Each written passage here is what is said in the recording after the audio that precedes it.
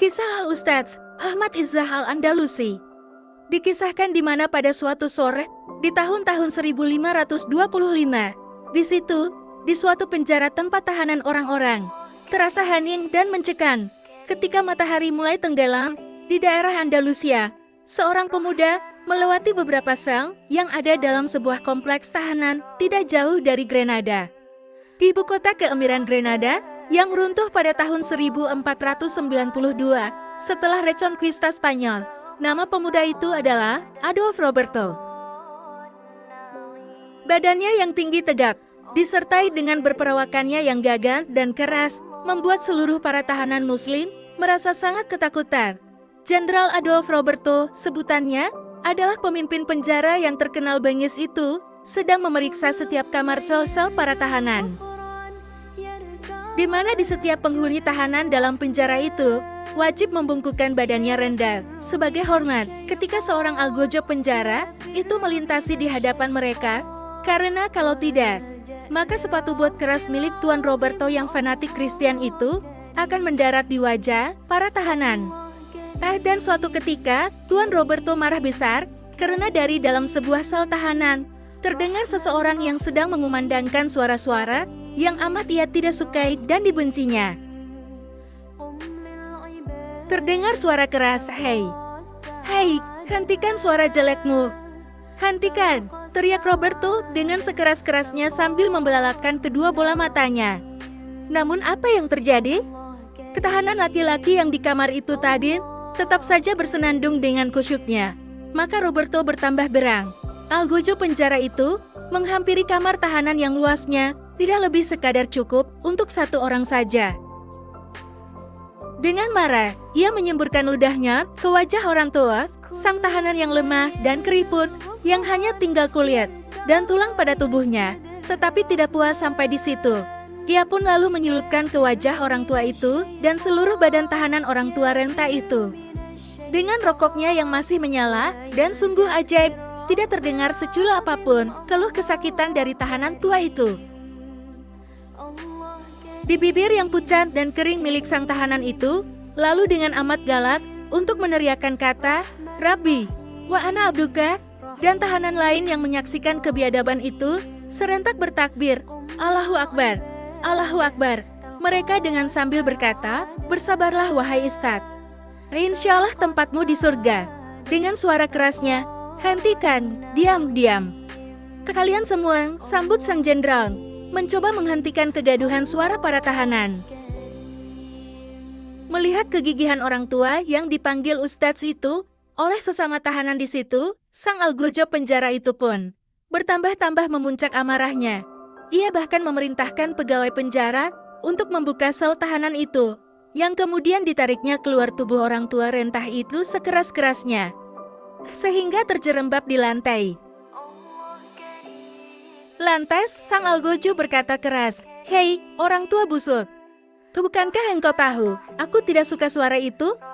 Dan aku tidak suka dengan suara agamamu. Ketahuilah orang tua bodoh, bumi Spanyol ini kini telah berada dalam kekuasaan Bapa kami, Tuhan Yesus, yang Anda telah membuat aku sangat benci dan geram dengan suara itu, yang seharusnya sudah tidak terdengar lagi di sini. Sebagai balasannya, engkau akan kubunuh. Kecuali kalau engkau mau minta maaf dan masuk agama kami, mengerti?" Mendengar khutbah itu, maka orang tua itu pun mendongakkan kepalanya dan menatap Roberto dengan tatapan yang tajam dan dingin. Ia lalu berkata, "Sungguh, aku sangat merindukan kematian itu, agar aku segera dapat menjumpai kekasihku di Allah Subhanahu wa Ta'ala. Dan bila kini aku berada di puncak kebahagiaan karena akan segera menemuinya, patutkah aku berlutut kepadamu? Hei, manusia biadab. Tetapi jika aku turuti kemahuanmu, tentu aku termasuk manusia yang amat rugi, bukan?" Seketika saja, kata-kata itu terhenti, manakala sepatu keras Roberto sudah mendarat di wajahnya. Laki-laki itu terhuyung, kemudian jatuh tersungkur dan terkapar di lantai penjara dengan wajahnya yang berlumuran darah. Dan ketika itulah, dari saku baju penjaranya yang telah lusuh, meluncurlah sebuah buku kecil milik sang Ustadz. Adolf Roberto mau memungutnya, namun tangan sang Ustadz telah mengambilnya dan menggenggamnya erat-erat. "Berikan buku itu kepadaku," bentak Roberto keras. "Haram bagi tanganmu yang kafir dan berlumuran dosa untuk menyentuh barang suci ini," ucap sang ustaz dengan tatapan menghina pada Roberto. Karena tidak ada jalan lain, akhirnya Roberto mengambil jalan paksa untuk mendapatkan buku itu. Sepatu seberat 2 kilogram itu lagi-lagi ia gunakan untuk menginjak jari-jari tangan sang ustaz yang telah lemah itu. Suara gemeretak tulang yang patah terdengar jelas menggetarkan hati, namun tidak demikian bagi Roberto. Laki-laki bangis itu malahan merasa bangga mendengar gemeretak tulang yang patah terputus. Bahkan sang algojo penjara itu merasa lebih puas lagi ketika melihat tetesan darah segar mengalir dari jari-jari musuhnya yang telah hancur. Kemudian setelah tangan tua itu tidak berdaya, Roberto memungut buku kecil yang membuatnya berang. Perlahan Roberto membuka sampul buku yang telah lusuh itu, lalu mendadak si algojo itu termenung seketika. Di dalam hatinya Roberto berkata, sepertinya aku pernah mengenal buku ini. Di mana ya? Tapi kapan ya? Aku pernah lihat buku ini." Dalam suara hati Roberto bertanya-tanya tentang itu. Perlahan Roberto coba membuka buku itu dan dari lembaran pertama, pemuda berumur 30 tahun ini bertambah terkejut tatkala melihat tulisan-tulisan aneh dalam buku itu. Rasanya dia pernah mengenal tulisan seperti itu dahulu. Namun, sekarang tidak pernah dilihatnya lagi di bumi Spanyol ini. Akhirnya, Roberto duduk di samping sang ustadz yang sedang melepaskan nafas-nafas terakhirnya. Terlihat wajah bengis sang algojo kini diliputi tanda tanya yang amat dalam. Mata Roberto rapat terpejam dan coba menelusuri memori catatan ingatan masa lalunya, dan dia berusaha keras untuk mengingat-ingat peristiwa yang dialaminya sewaktu masih kanak-kanak ketika itu dahulu. Dengan perlahan-lahan, sketsa masa lalu itu pun mulai muncul tergambar jelas kembali dalam ingatan Roberto. Pemuda itu teringat ketika suatu petang di masa kanak-kanaknya terjadi kekacauan besar di negeri tempat kelahirannya ini. Petang itu ia melihat peristiwa yang sangat mengerikan. Di lapangan Inkuisisi di Andalusia, di tempat itu tengah berlangsung pesta pembantaian berdarah yang mematikan dan beribu-ribu jiwa yang tidak berdosa telah melayang gugur di bumi Andalusia. Di mana di ujung kiri lapangan, beberapa puluh wanita berhijab digantung pada tiang-tiang besi yang terpancang tinggi. Tubuh mereka bergelantungan, tertiup angin petang yang kencang, membuat pakaian muslimah yang dikenakannya berkibar-kibar di udara. Sementara di tengah lapangan ratusan pemuda Islam dibakar hidup-hidup pada tiang-tiang salib. Ini hanya karena mereka tidak mau memasuki agama yang dibawa oleh para rahib, dan mereka syahid menemui Allah Subhanahu wa Ta'ala, Tuhannya. Terlihatlah seorang anak laki-laki kecil yang tampan. Dia berumur sekitar 7 tahun. Dan ketika memasuki malam hari itu, dia masih berdiri tegak di samping tepian lapangan Inkuisisi yang telah senyap. Korban-korban kebiadaban itu telah mati syahid semua. Si anak kecil itu tidak mengerti apa yang terjadi ini, dan dia menangis meneteskan air matanya, menatap sang ibu yang telah terkulai di tiang gantungan. Perlahan-lahan anak kecil itu coba mendekati tubuh sang Ummi, ibunya yang sudah tidak bernyawa lagi itu. Sambil menunggu abinya, ayahnya, sang anak itu berkata dengan suara parau dengan menangis memanggil-manggil, "Ummi, Ummi, Ummi, marilah kita pulang, hari telah malam. Bukankah Ummi telah berjanji malam ini akan mengajariku lagi tentang Alif Bertaksya? Ummi, Ummi, Ummi, ayolah Ummi, cepat kita pulang ke rumah Ummi. Ummi, bangunlah!" Suaranya pelan dan menangis dalam ketakutan. Karena sang ibu tidak bergerak untuk menjawab panggilannya, anak kecil itu pun akhirnya menangis lagi dengan keras terisak-isak. Dia semakin bingung dan sangat takutnya. Tidak tahu apa yang harus dibuatnya, dan untuk pulang ke rumah pun, dia tidak tahu kemana arah jalannya. Akhirnya anak itu berteriak memanggil ayahnya. "Abi, Abi, Abi." Dengan kerasnya, Namun dia segera terhenti berteriak memanggil sang ayah. Ketika teringat petang kemarin ayahnya diseret keluar dari rumahnya oleh beberapa orang berseragam tentara. Kemudian terdengar suara keras yang mengejutkannya. "Hoi, siapa kamu?" Lirit segerombolan orang yang tiba-tiba mendekati anak tersebut. "Saya Ahmad Izan, sedang menunggu Ummi," jawabnya memohon belas kasihan. "Buset, siapa namamu anak kecil? Coba ulangi lagi," bentak salah seorang dari mereka. "Saya Ahmad Izan." Dia kembali menjawab dengan agak keras. Dan tiba-tiba terjadi flak. Sebuah tamparan keras mendarat di pipi mungil si kecil itu, yang dia langsung terduduk. "Hoi, anak kecil. Wajahmu tampan tapi namamu jelek. Aku benci namamu. Sekarang aku ganti namamu dengan nama yang lebih baik ya. Namamu sekarang Adolf Roberto ya, awas. Jangan kau sebut lagi namamu yang jelek itu, mengerti?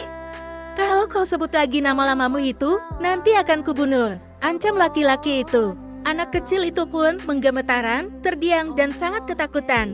Sembari masih meneteskan air matanya, dia hanya menurun ketika gerombolan itu membawanya untuk keluar meninggalkan lapangan Inquisition. Dan yang akhirnya anak tampan itu hidup bersama mereka. Disinilah yang kemudian Roberto sadar betul dari renungannya yang panjang. Pemuda itu melompat ke arah sang tahanan. Secepat kilat dia membuka dan dirobek baju penjara yang melekat pada tubuh lemah sang ustadz. Dia berusaha mencari-cari sesuatu di tubuh laki-laki tua itu. Ketika dia menemukan sebuah tanda hitam di bahunya, lalu kemudian dia berteriak histeris. "Abi, Abi, Abi." Kemudian dia pun menangis keras sejadi-jadinya. Tidak ubahnya seperti Ahmad Izan kecil dahulu. Pikirannya terus bergelut dengan masa lalunya. Dia masih ingat betul bahwa buku kecil yang ada di dalam genggamannya adalah kitab suci milik ayahnya yang dulu sering dibawa dan dibaca ayahnya. Ketika hendak menidurkannya, dia juga ingat betul ayahnya mempunyai tanda hitam pada bagian tubuhnya. Dan pemuda bengis itu terus merau menangis terisak-isak dan memeluk erat tubuh sang ayah yang sudah lemah itu. Tampak sekali ada penyesalan yang teramat dalam atas tingkah lakunya selama ini. Lidahnya yang sudah berpuluh-puluh tahun lupa akan Islam saat itu dengan spontan menyebut, "Abi ya? Abi ya?" Kini aku masih ingat Alif dan Kasya. "Abi, Abi." Dan hanya sebatas kata itu yang masih terakam dalam benak pikirannya. Sang ustaz segera membuka matanya ketika merasakan ada tetesan hangat air mata sang sipir yang jatuh mengenainya dan membasahi wajahnya. Dengan tatapan samar, dia masih dapat melihat seseorang yang tadi menyiksanya habis-habisan dan sekarang sedang memeluknya erat-erat. "Tunjukilah aku pada jalan yang telah engkau tempuhi, Abi. Abi, Abi, tunjukkan aku pada jalan itu, Abi, Abi." Suaranya pelan sambil terisak menangis, menangisi dirinya. Dan setelah itu, dengan menangis, terdengar suara Roberto melemah meminta maaf kepada ayahnya, "Abi, maafkan aku, Abi, Abi, maafkanlah aku." Dengan isak tangisannya dan derayan air matanya yang terus mengalir mengenai tubuh rentah sang ayahnya yang sudah terkapar lemah dalam pelukannya, sebagaimana seorang anak kecil dengan ayahnya, berteriak memanggil ayahnya Abi, Abi, dan dia terus menangis menyesalinya. Begitu sang ustadz mengetahui bahwa itu adalah anaknya yang selama ini dicari dan dirindukannya, betapa tidak jika setelah puluhan tahun, ternyata dia masih sempat berjumpa dengan buah hatinya, walaupun dalam deritanya, tiada tertahankan air matanya pun turut berlinang. Sungguh tidak disangka di saat-saat terakhirnya tinggalkan dunia ini, Allah Subhanahu wa Ta'ala masih pertemukannya. Di mana sang ayah dan anaknya yang terpisah begitu lama, ini adalah semata-mata kuat doanya sang ayah pada anaknya untuk dapat bertemu, barangkali walaupun hanya sekejap mata, dan Allah kabulkan permohonannya. Terakhir di tempat itulah, dengan tubuh yang lemah, terengah-engah mengatur nafas-nafas terakhirnya, sang ayah untuk mengatakan sesuatu, lalu dengan memejamkan matanya, kemudian sang abi dengan susah payah untuk dapat berkata-kata, "Anakku, pergilah engkau ke Mesir, di sana banyak saudaramu. Katakan saja bahwa engkau kenal dengan Syekh Abdullah Fattah Ismail Al-Andalusi. Belajarlah engkau di negeri itu. Setelah selesai berpesan pada anaknya, maka sang ustadz menghembuskan nafas terakhir dengan berbekal kalimah indah. Asyhadu alla ilaha illallah wa asyhadu anna Muhammadar Rasulullah. Lalu tiada tertahankan lagi, tangisan sang anak pun pecah lagi dan berteriak, Abi, Abi, jangan tinggalkan aku lagi. Abi, Abi, suatu tangisan yang menghancurkan seluruh pertahanan dirinya. Begitu sang algojo Roberto sangat menyesali, ada kerinduan yang dalam dan marah pada dirinya. Kemudian pergilah sang ayah tinggalkan dunia ini untuk menemui Rabnya dengan tersenyum bahagia setelah sekian lama berjuang di bumi yang fana ini. Inilah kisah nyata yang sangat mengharukan antara ayah dan anaknya yang terpisahkan selama puluhan tahun di bumi Andalusia. Kemudian Roberto pergi ke Mesir. Di sana dia menggunakan kembali namanya Ustadz Ahmad Irza Andalusi.